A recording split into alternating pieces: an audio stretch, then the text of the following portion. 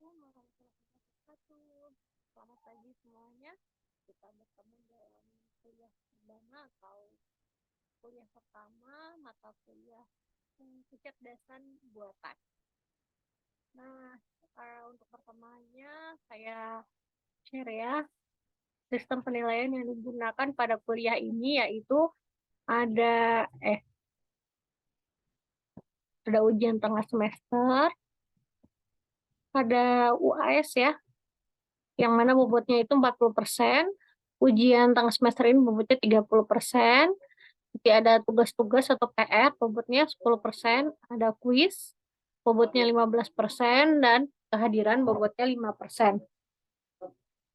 Nah, rencananya sih nanti untuk UASnya adalah sebuah makalah ya, atau sebuah karya tulis ilmiah begitu. Apakah rekan-rekan mahasiswa semua sudah pernah membuat karya tulis ilmiah? Syarat utamanya dalam membuat karya tulis ilmiah ini tentu saja tidak boleh plagiat ya, karena harus disusun berdasarkan kata-kata sendiri, disusun dengan sendiri juga, eh, tentu dengan melibatkan banyak referensi. Jadi isinya tuh cuma judul, hmm, dasar teori dan kesimpulan, kesimpulan dan referensi. Jadi hanya judulnya nanti apa, terus dasar teorinya seperti apa, itu tentu harus mengambil dari jurnal atau dari karya tulis lain atau dari buku. Lalu ada kesimpulan, kesimpulan dari hasil tulisan tersebut dan referensi. Tapi ini masih nanti ya, masih menjelang akhir semester. Baik, saya ingatkan kembali, jangan lupa berdoa ketika akan mulai belajar, ketika akan mulai kuliah ini ya. Saya akan share materinya.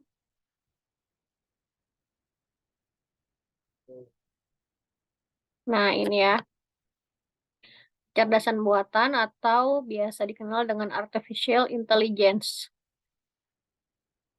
Oke.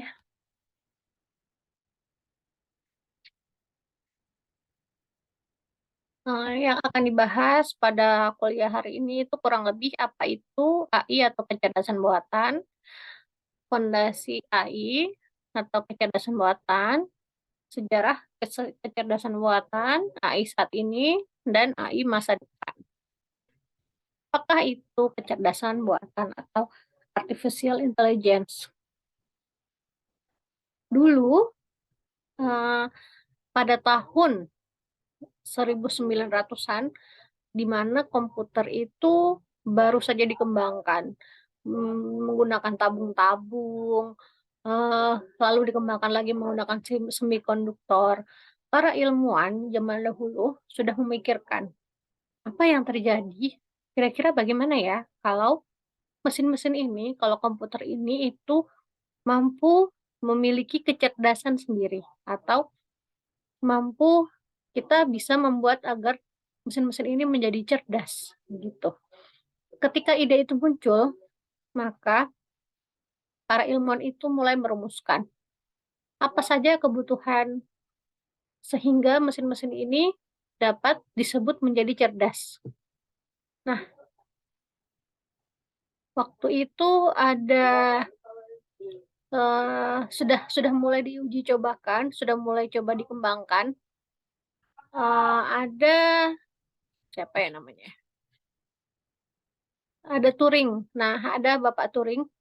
Ada Turing ini dia membuat sebuah makalah atau sebuah paper yang mana dia melakukan pengujian atau membuat sebuah tes terhadap suatu sistem atau suatu komputer yang telah diberikan program kecerdasan. Nah, dulu itu seperti itu ceritanya. Jadi, dicoba merumuskan. Akhirnya ditemukanlah garis besar kecerdasan buatan itu dibagi menjadi 4 kategori. Yang pertama ada thinking humanly, ada acting humanly, ada thinking rationally, ada acting rationally. Ya, tadi saya lupa juga menyebutkan ya, buku yang saya gunakan sebagai panduan dalam kuliah ini adalah ini ya, buku ini. Artificial Intelligence, Artificial Intelligence, A Modern Approach, edisi ketiga. Jadi saya dapat dari internet, saya menggunakan ini.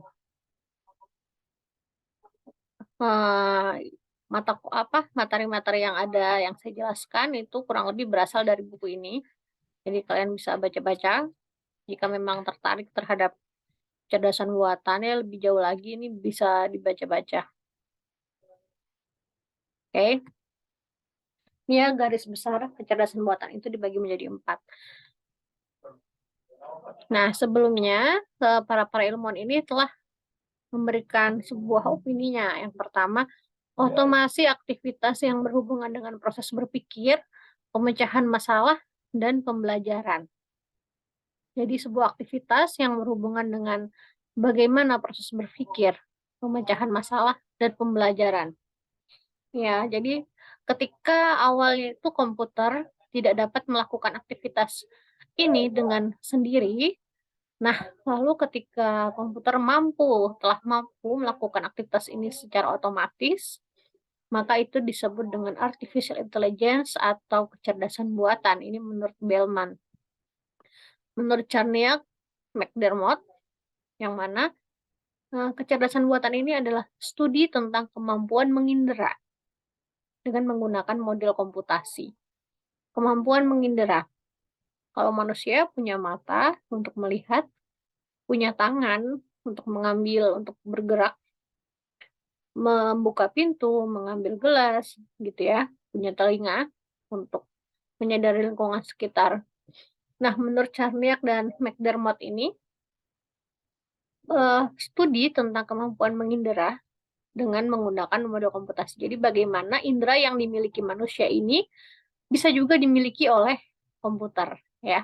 Tidak hanya manusia, mungkin kemampuan khusus hewan seperti terbang, burung bisa terbang, ikan bisa menyelam.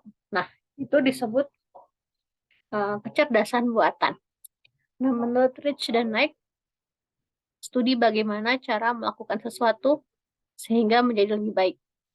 Ini ada hubungannya dengan bagaimana manusia berpikir. Karena manusia itu ketika menggunakan otaknya atau menggunakan pikirannya, akan selalu berusaha untuk tidak jatuh ke lubang yang sama 2 kali. Jadi, pertama kali dia melakukan kesalahan, maka dia akan belajar mengevaluasi, mencari fakta-fakta lain, fakta baru, ya, sehingga kesalahan yang pertama kali dilakukan itu bisa diminimalisir atau tidak dilakukan lagi, gitu ya.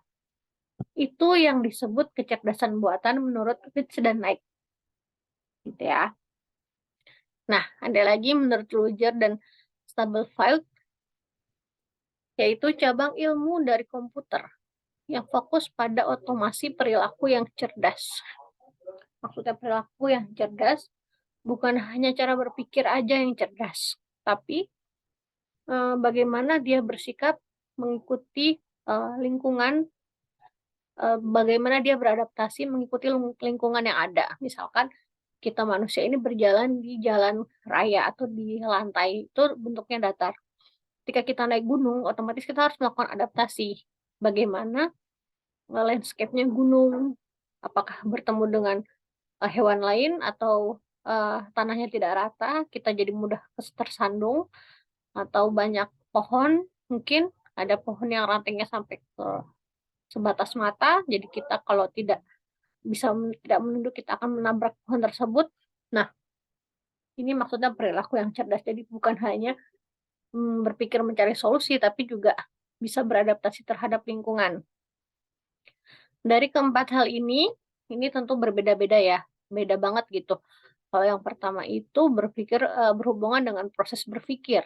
Yang kedua ini berhubungan dengan bagaimana mengadaptasi indera manusia. Yang ketiga ini bagaimana mencari solusi yang lebih baik. Yang keempat ini bagaimana menghasilkan sebuah perilaku yang cerdas atau adaptatif terhadap perubahan lingkungan. Nah, dari keempat ini dirumuskan menjadi ini. Jadi thinking humanly ini yaitu bagaimana proses berpikir sistem untuk komputer ini mengikuti manusia, gitu ya. Bisa secerdas manusia, bisa melakukan berpikir atau pemecahan masalah dan juga belajar hal baru seperti manusia. Ini kalau dari tahunnya dilihat ini adalah yang paling awal. Jadi pertama kali kecerdasan buatan ditemukan atau dipikirkan oleh para ilmuwan, mereka hanya berharap bahwa sistem ini bisa belajar atau komputer ini bisa belajar seperti manusia itu belajar. Komputer ini mampu menyimpan data-data atau ibaratnya ilmu pengetahuan di dalam sistemnya dan bisa kembali mengambil ilmu itu dan menerapkannya menjadi fakta dalam proses berpikir si komputer gitu. Nah, setelah ternyata komputer ini sudah mungkin dirasa mampu ada progres, lalu muncul lagi bahwa oh komputer ini tidak hanya harus berpikir, ya, thinking humanly, bagaimana berpikir seperti manusia. Terus acting humanly, bagaimana bergerak atau berperilaku seperti manusia atau seperti makhluk hidup. Contohnya, bagaimana pesawat itu terbang, acting humanly. Dia berperilaku seperti makhluk hidup. Kalau burung terbang, itu dia dengan mengepakkan sayapnya perlahan-lahan, sayapnya bergerak mengikuti arus angin. Apakah ketika kita membuat sebuah mesin yang terbang atau mesin yang meluncur itu harus mengikuti bagaimana burung itu bergerak? Tentu tidak ya, karena anatomi mesin dan anatomi makhluk hidup itu berbeda. Tapi kita mengharapkan hasil yang sama. Itulah yang disebut dengan acting humanly. Kita mengharapkan atau kita membuat bagaimana mesin atau robot itu mampu bergerak atau mampu berperilaku seperti manusia. Dan itu terus berkembang hingga saat ini. Itu selalu dikembangkan terus. Oke, yang berikutnya ada thinking rationally, yaitu ini ya, yang Rich dan Naik tahun 91. Muncul lagi perkembangan dari kecerdasan buatan ini. Bagaimana melakukan sesuatu sehingga lebih baik. Kalau yang sebelumnya hanya bagaimana mesin ini bisa melakukan komputasi, melakukan berpikir dengan menyimpan sekian banyak data, lalu memanfaatkan data tersebut, dan akhirnya uh, mesin ini mampu menjawab seperti layaknya manusia. Jadi Turing test itu bagaimana mesin ini bisa menjawab seperti ketika manusia menjawab, halo, sekarang jam berapa? Kalau manusia bisa menjawab, oh sekarang jam 4, sekarang jam 10 pagi. Apakah mesin ketika ditanya seperti itu bisa memberikan hasil yang sama dengan kecepatan tertentu? Nah, itu adalah harapan dari thinking human ya, dikembangkan menjadi thinking rationally. Yang mana thinking rationally tidak hanya mampu menjawab lagi, tapi juga bisa mampu memberikan penalaran atau dia mampu menalar sesuatu. Jadi dari beberapa fakta dia bisa menyimpulkan sesuatu dan akhirnya bisa memberikan penalaran gitu. Nah, setelah itu acting rationally. Jadi bukan hanya berpikir seperti manusia, tapi juga berpikir rasional, berperilaku rasional. Nah, berperilaku rasional sebenarnya sangat kompleks sekali karena akan selalu berkaitan dengan kondisi yang berubah, di mana sistem harus lebih adaptatif ya, harus bisa adaptasi terhadap perubahan lingkungan. Padahal kesimpulan atau fakta yang logis itu tidak selalu lebih baik gitu ya. Ini kalau di sini thinking rationally.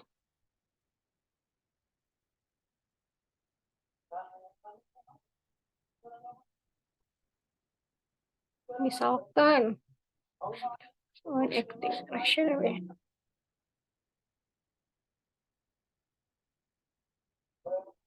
Apa ya? Mana ya?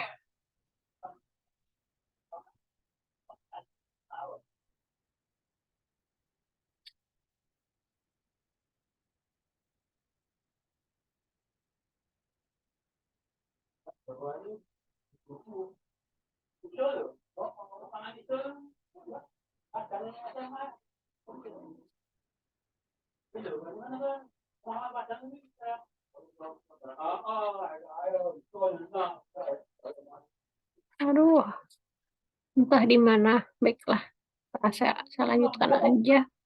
Ya kurang lebih itu ya contohnya, nanti kalau kalian penasaran boleh banget cari lagi informasi di tempat-tempat lain, oke? Nah, ini penjelasan lagi ya, penjelasan lebih dalam lagi thinking humanly, yaitu pendekatan ini dilakukan dengan dua cara, yaitu melalui introspeksi, mencoba menangkap pemikiran kita sendiri saat kita berpikir. Apakah kamu memahami bahwa kamu tuh telah paham? Jadi pendekatan thinking humanly ini dilakukan oleh ilmuwan zaman dahulu itu dengan cara mempelajari bagaimana manusia berpikir, mencoba memahami proses ketika manusia itu ingin menyimpulkan sesuatu, dia melakukan tahapan berpikir apa, misalkan menggunakan asumsi atau menggunakan fakta atau menggunakan keterangan-keterangan lain gitu. Jadi diawali dengan ini ya, bagaimana kecerdasan buatan itu dibangun. Nah, selanjutnya itu juga melalui penelitian dari segi psikologi. Jadi karena ini adalah bagaimana cara bekerja otak manusia, tentu sangat-sangat membutuhkan bantuan atau ilmu dari ahlinya seperti psikologi atau psikiater ya, yang memang mempelajari bagaimana otak manusia bekerja. Setelah itu ada yang disebut acting humanly, yang mana pada tahun 1950 ini Alan Turing merancang suatu ujian bagi komputer yang berintelijensia atau disebut bot cerdas untuk menguji apakah komputer tersebut mampu mengelabui seorang manusia. Maksudnya itu uh, dia akan menjawab seperti layaknya seorang manusia. Jadi sehingga ketika ada orang yang berbicara dengan si komputer, dia akan merasa dia tuh sebenarnya bicara kepada seorang manusia, bukan kepada seorang mesin. Ini tahun 1950. Jadi jangan bayangkan, jangan samakan dengan tahun ini, yang mana Google Assistant itu udah bisa banget menjawab semua pertanyaan kita. Saya pengen hiburan, nanti dicarikan hiburan. Saya butuh diingatkan jam segini, nanti akan dibuatkan alarm. Nah, itu sekarang ya, ini 70 tahun yang lalu. Ketika awal-awal kecerdasan buatan ini baru ditemukan, sedang dikembangkan. Jadi sudah ada pengujian dari yang biasa disebut dengan Turing Test atau yang dibuat oleh Alan Turing ini. Nah, tentunya komputer tersebut harus memiliki kemampuan ya, natural language processing, yang mana ini bagaimana sebuah mesin memproses bahasa manusia secara natural. Jadi dia mampu beradaptasi dengan bahasa yang diterimanya dan mampu mengungkapkan lagi dengan bahasa manusia. Knowledge representation.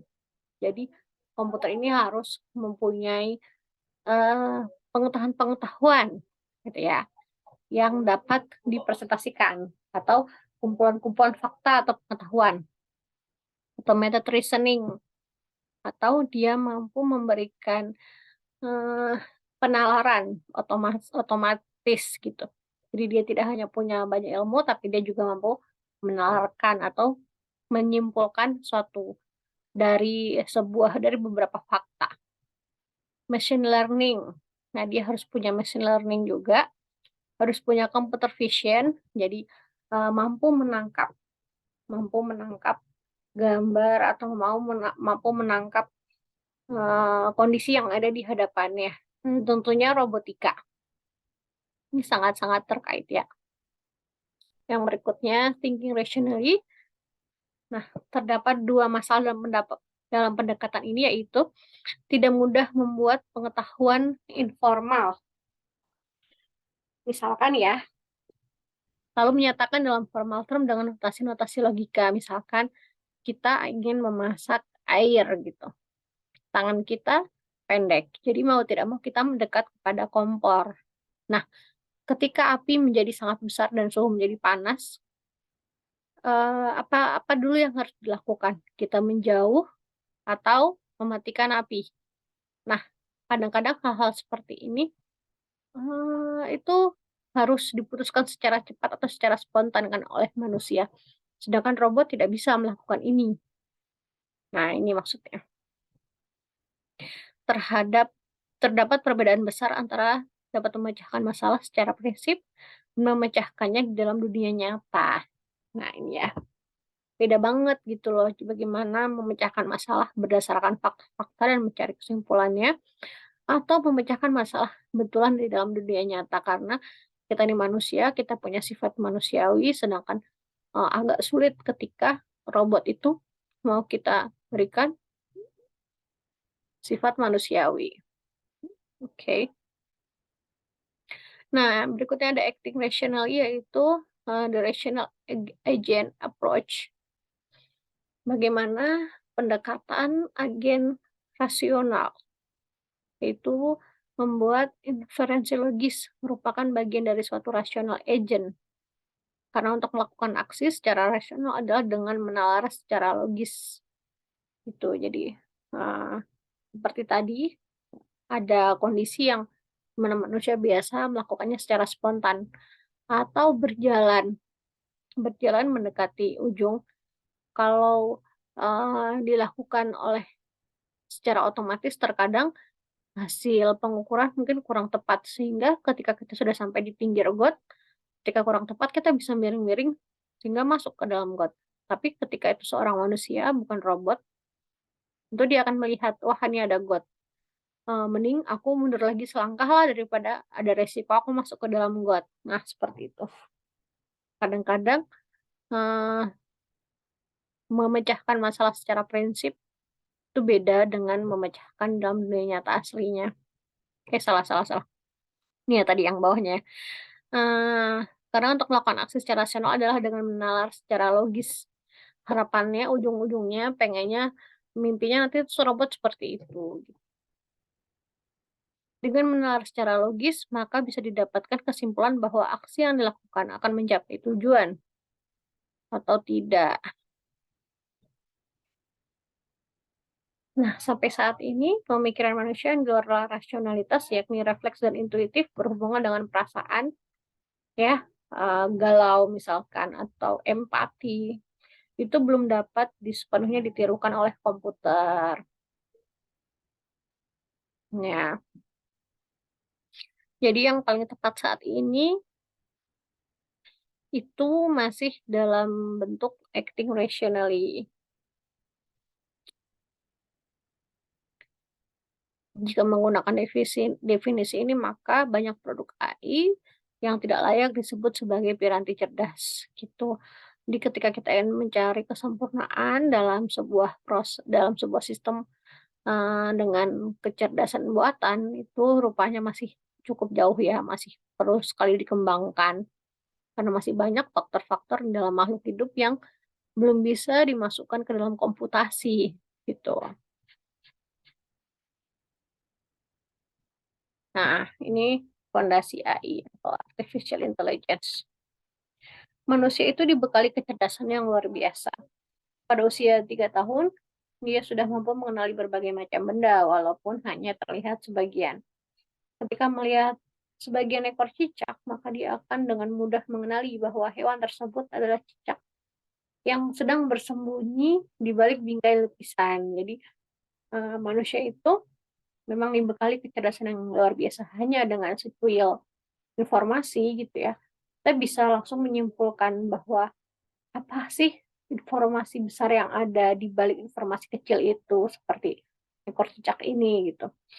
Pada usia dewasa, kecerdasannya terus berkembang dengan pesat, mulai dari kecerdasan kognitif, emosional, dan spiritual. Jadi kecerdasan itu tidak hanya kecerdasan kognitif yang biasa kita ukur dengan intelligence quotient atau IQ, tapi juga ada kecerdasan emosional dan kecerdasan spiritual yang biasa kita kenal dengan emotional quotient dan spiritual quotient. Itu masing-masing ada dan dimiliki semua orang.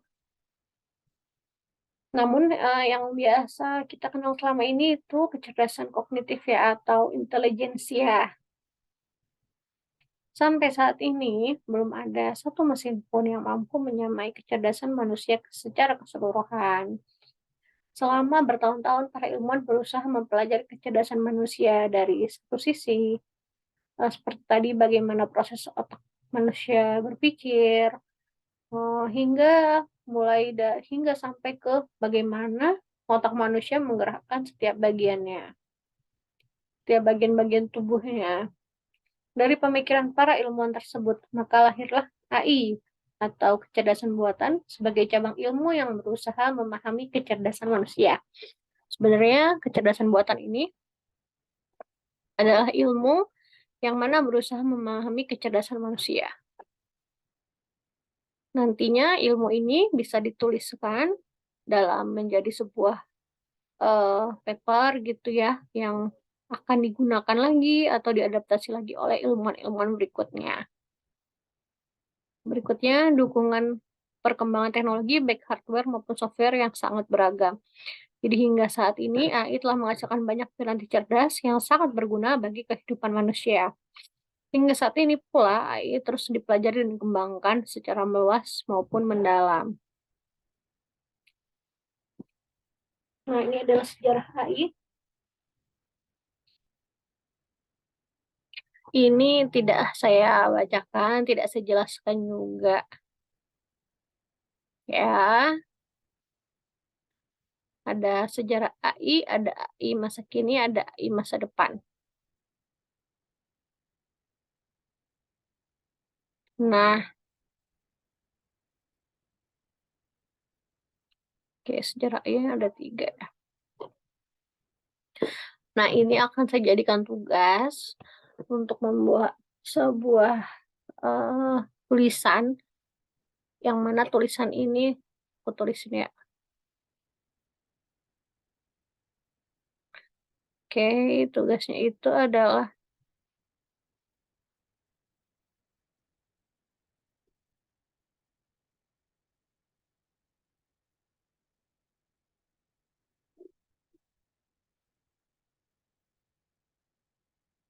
tugasnya membuat sebuah tulisan minimal 500 kata. Saya cek di sini ya, di sini ada 7 words. Nah, kalian bikin minimal 500 kata. Tidak boleh copy paste. Akan saya cek plagiarismnya di Word dengan format bebas. Mau pakai tulisan apa, mau spasinya berapa, bebas. Nah, ini berdasarkan nomor urut. Punya nggak ya nomor urut kalian?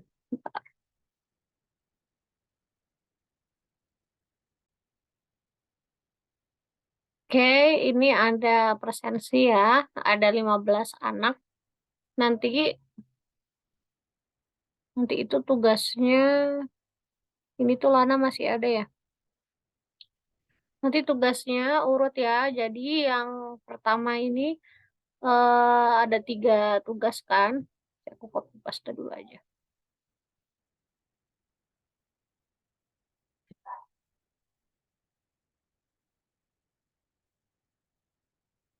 Ya, 500 kata berarti ini 16 word-nya ini harus 500 kata. Oke. Nah, tugas pertama itu menceritakan tentang sejarah perkembangan AI. Yang kedua itu AI, AI saat ini, dan AI masa depan.